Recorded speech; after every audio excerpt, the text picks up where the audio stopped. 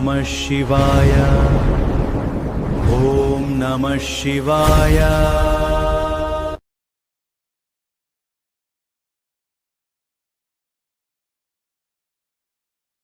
கடைசியா அவர் சொல்லுவார், அப்ப அந்த ராகு திசையில் சூரிய புத்தி நடக்கும் போது ஃபர்ஸ்ட் பாயிண்ட் எழுதிங்க, திசாநாதனுக்கு புத்திநாதன் நண்பராய் இருக்க வேண்டும். திசாநாதனுக்கு புத்திநாதன் நண்பரா இருக்கணும். நண்பரா இருந்து திசாநாதனுக்கு புத்திநாதன் 4, 7, 10 அல்லது 1, 5, 9 இருந்தால் அந்த திசா புத்தியில் மிகச்சிறந்த யோகத்தை தருவார். நான் சொல்றது புரியுதான்னு பாத்துக்கங்க, இல்லாட்டி மறுபடியும் சொல்லணும் சொல்றேன். திசாநாதனுக்கும் புத்திநாதனும் நண்பர்களா இருக்கணும். அவங்க கேந்திரத்திலேயோ திரிகோணத்திலேயோ இருக்கணும். அப்படி வந்தா அந்த திசா புத்தி அவங்களுக்கு யோகத்தை தரும். திசாநாதனுக்கும் புத்திநாதனுக்கும் பகையாக இருந்து 6, 8, 12 இப்படி பார்க்கணுங்க. திசாநாதனுக்கும் புத்திநாதனுக்கும் 6, 8, 12. நீங்க லக்கணத்துல இருந்து 6, 8, 12 பார்க்க கூடாது. திசாநாதன் யாரு? ராகு.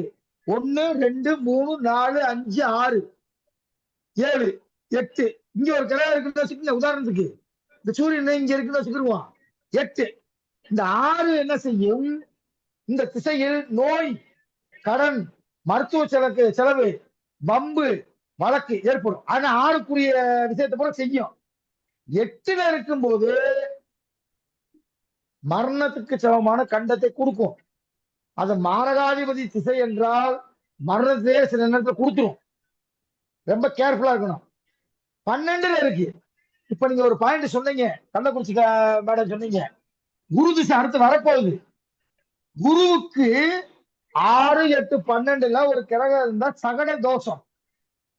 அது பெற்ற செல்வத்தை எல்லாம் இழப்பான் அப்படின்றது அதோட கான்செப்ட். அப்ப என்னது? குருவுக்கு 12ல இருக்கும்போது இவர் என்ன செய்யும்னா, 12 என்பது விரயஸ்தானம். அப்ப சொத்து கித்து இவர் பேர்ல என்னென்ன இருக்கோ அதை போல இழக்க வேண்டிய ஒரு சூழ்நிலை ஏற்பட்டுரும்.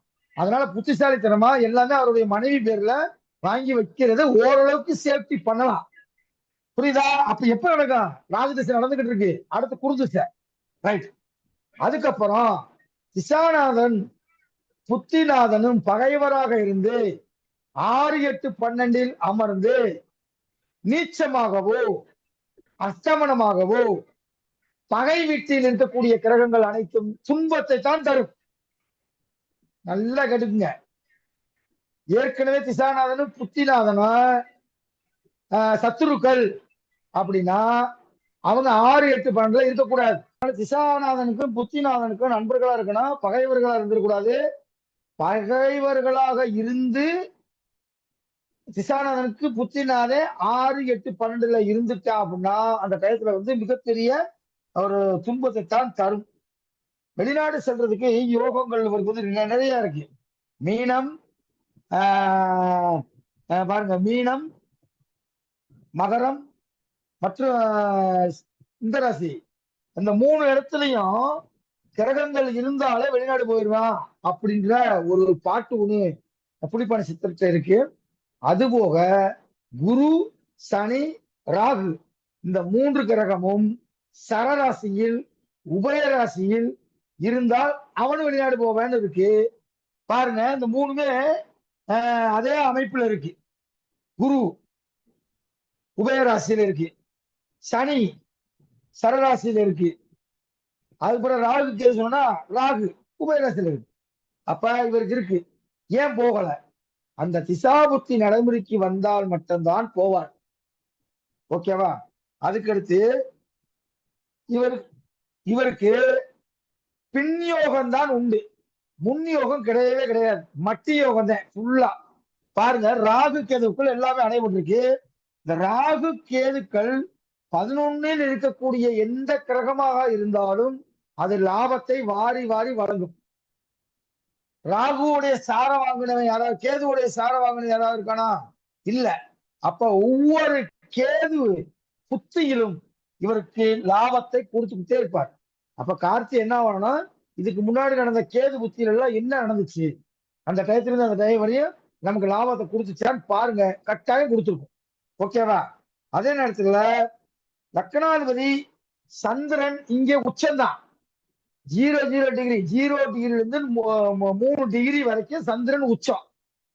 4 டிகிரி 5 டிகிரி 8 டிகிரி வந்துருச்சுன்னா அது உச்சம் கிடையாது. ஆனா இவருக்கு உண்மையிலே என்னது உச்சம் பெற்று அமர்ந்திருக்கு. மிகச்சிறந்த ராஜயோகம். ஆனா என்னன்னா பின்யோகம். பாருங்க, இந்த குரு பாவக மாறுதல் பெற்ற கிரகம் 2 இடத்துல வேலை பார்க்கணுன்னு இந்த குருவை தூக்கி இங்க போடுங்க. இங்க போட்டீங்கனாலே இவருக்கு சிவராஜ யோகம் என்பதை விட குருச்சந்திர யோகம் தான் இருக்கு. இங்க இந்த குருவை தூக்கி இங்க போட்டீங்கன்னா குருச்சந்திர யோகம் வேலை பார்த்துரும். குருச்சந்திர யோகம் என்ன செய்யும்னா இவரை வீட்டுக்குள்ள போர்வையை பத்திட்டு படுத்துக்கிட்டு இருந்தா கூட இவருக்கு எல்லாமே வந்து இறைவன் கொடுத்துருவார். காசு பணம் செல்வம் செல்வாக்கு வாய்ப்பு எல்லாமே கொடுத்துருவார். அதை விட மிக சிறப்பான யோகம் இவருக்கு என்ன இருக்குன்னா 1 5 9 3மே சூப்பரா இருக்கு. பாருங்க, 1க்குரியவன் யாரு? புதன். 9ல் இருப்பது மிகச்சிறந்த பணக்காரனுக்கு எடுத்துக்காட்டு. 1க்குரியவன் 9.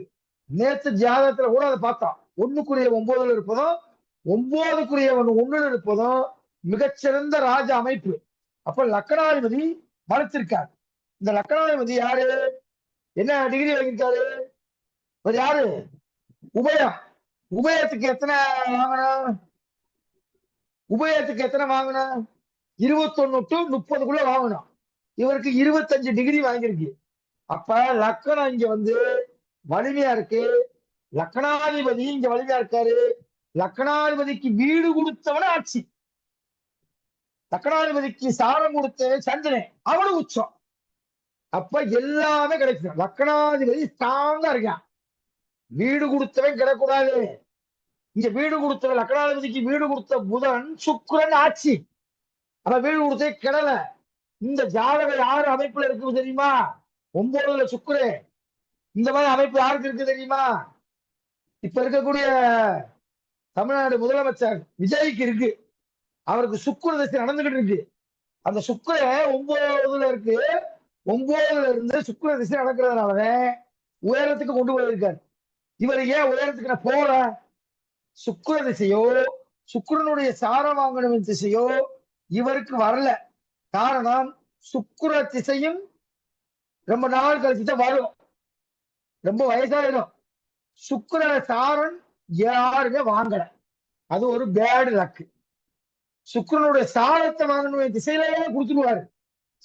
சுக்கிர சாரம் எதுவுமே வாங்கல. சுக்கிர திசைய இவருக்கு ரொம்ப வயசானதுக்கு அப்புறம் வரும். அப்ப சுக்கிரன் நல்லா இருந்தும் இல்லை அப்படின்னு இருக்க. ஓகேவா? அதுக்கப்புறம் 5க்குரியவன் பாருங்க. 5க்குரியவன் கார்த்தி ஏற்கனவே என்ற ஜாதகம் பார்க்க வரும்போது நான் அவருக்கு இந்த புத்திர சோகம் இருக்குப்பா அப்படின்னு சொல்லிட்டு அது எப்ப வேலை பார்க்கும்னா இப்ப ராகு திசை நடந்துகிட்டு இருக்கு. இப்பயும் நடக்க வாய்ப்பு இருக்கு. இதை விட்டுட்டா சனி திசையிலையும் நடக்க வாய்ப்பு இருக்கு. அப்ப என்ன பண்ணணும்? நம்ம பாம்பு கோயிலுக்கு போய் இது ஒரு பாம்பு தோஷம். 5ல ராகு கேது இருந்தாலே அது என்ன, அந்த கிண்ணிமங்கலம்னு மதுரை பக்கத்துல ஒரு ஊர் இருக்கு. கிண்ணிமங்கலம் பாம்பு கீழே இருக்கு. அங்க போய் சாமி கும்பிட்டு வழிபடணும். அந்த வழிபட்டாத்தான் அது வந்து விடும். இப்ப இவருடைய குழந்தைகளுடைய ஜாதகத்தை ஆய்வு பண்ணோம்னா அது கன்ஃபார்ம் பண்ணலாம் இருக்கா இல்லையான்றதை தெரிஞ்சு போயிடும். மனைவி ஜாதகமும் குழந்தை ஜாதகத்தை பார்க்கணும். அதை எல்லாருமே ஃபைண்ட் அவுட் பண்ணீங்க. வாழ்த்துக்கள். எல்லாருமே சொன்னீங்க. 5ஆம் இடத்துல ஒரு கிரகம் ராகு மட்டும் இருந்தாலே புத்திர சோகத்தை கொடுத்துரும். சனி மட்டும் இருந்தாலே புத்திர சோகத்தை கொடுத்துரும். அப்படி இருக்கும்போது 2மே சேர்ந்து வேலை உட்கார்ந்துருக்கு. அப்ப ராகு திசையில் சனி புத்தியில் ஒரு சிக்கலை தரதுக்கு வாய்ப்பு இருக்கு. ஓகே. அதுக்கடுத்து எப்பயுமே நான் அவனுக்கு சொல்லியிருக்கேன், ராகு திசையில சனி புத்தி. இவருக்கு சனி யாரு? சமன். இவருக்கு யோகத்தை தரக்கூடியது புதனும் சுக்கிரனும் மட்டும்தான். புதனும் சுக்கிரனும். அப்ப இவருக்கு கிழமை வந்து வெள்ளிக்கிழமையும் புதன்கிழமையும் தான் நல்ல நாள். ஏதாவது ஒண்ணு செய்யணும் அப்படின்னாருன்னா இவர் புதன்கிழமை செய்யணும் அல்லது வெள்ளிக்கிழமை செய்யணும். வியாழக்கிழமை செஞ்சாருன்னா அந்த விஷயம் சுத்த அவுட்டு. பாத்துக்குங்க. அதுக்கடுத்து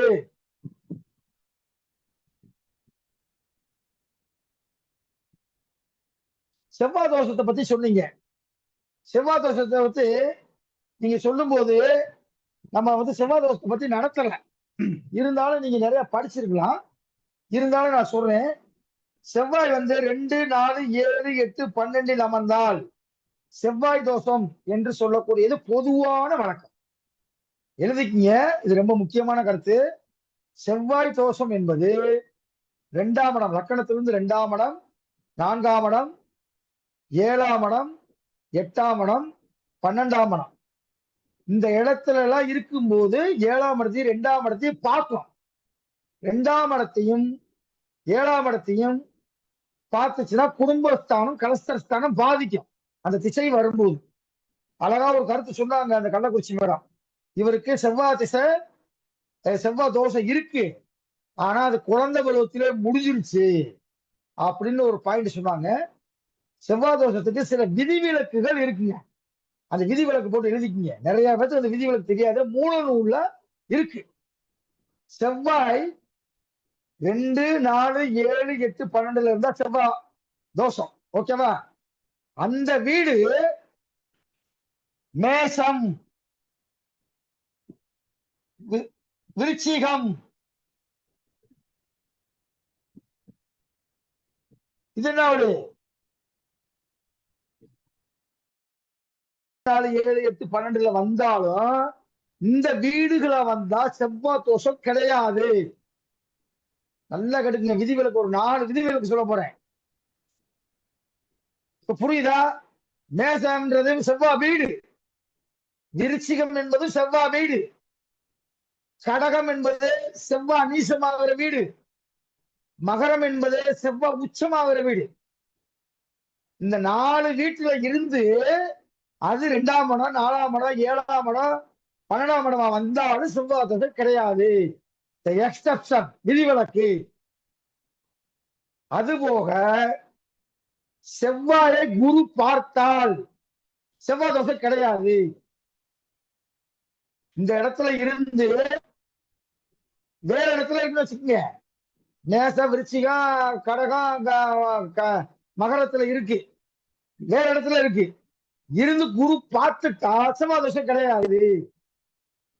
செவ்வாய் வீட்டில இருந்தாலும் செவ்வாய் தோஷம் கிடையாது.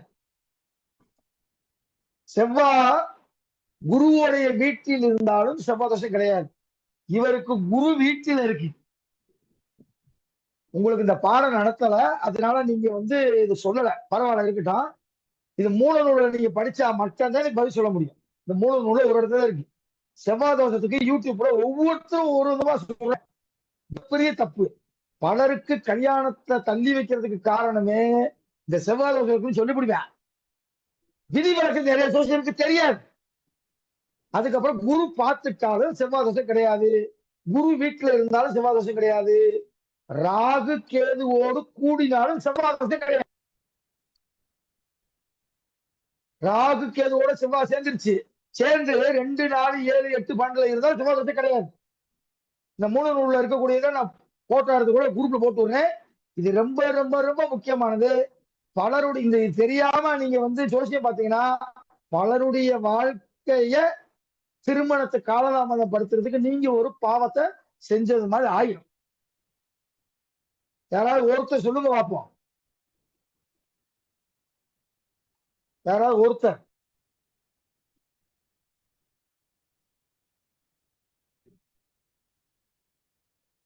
ஹலோ, யாராவது ஒருத்தர் சொல்லுங்க. ஐயா சார் நான் சொல்லுங்க ஐயா. பேசுறது கேட்கணும். கேக்குதா? சொல்லுங்க, கேக்குதுங்க ஐயா. யாராவது ஒருத்தர் சொல்லுங்க.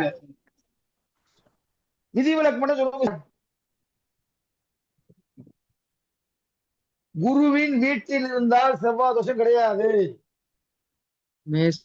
குருவின் பார்வை குரு வீட்டில் இருந்தால் யாராவது செவ்வாய் ஒருத்தர் தோஷம் சொல்லுங்க, சொல்லுங்கம்மா கிடையாது. வரிசையா.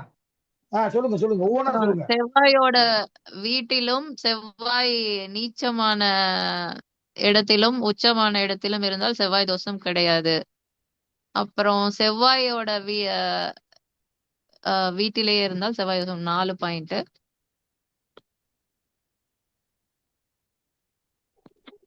செவ்வாய் குரு குருவின் வீட்டுல வீட்டில் இருந்தாலும் இருந்தால் செவ்வாய் மேசம் தோஷம் இல்ல. கிடையாது. விருச்சகம். எழுதுங்க செவ்வாய் தோஷம் இல்ல. எழுதுங்க, நான் மெதுவா தானே சொல்றேன். குருவின் வீட்டில் இருந்தாலும் செவ்வாய் தோஷம் கிடையாது.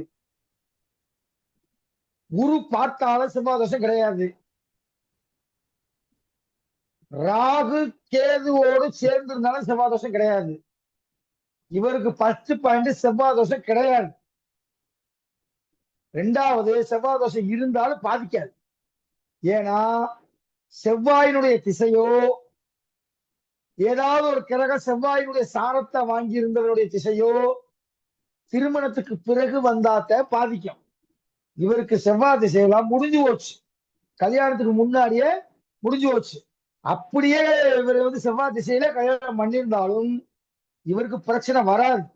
அழகா இந்த கள்ளக்குறிச்சி மேடம் சொன்னீங்க, 7ல செவ்வாய் இருக்கு, சனி வேற பாக்குது அப்படின்னு. ஒண்ணுமே செய்யாது, எக்ஸெப்ஷன். இது ஒரு பயமுறுத்து அமைப்பு. சனி மட்டும் பார்க்கல, கூடாக்குறா, ராகுவும் சேர்ந்து பாக்குது.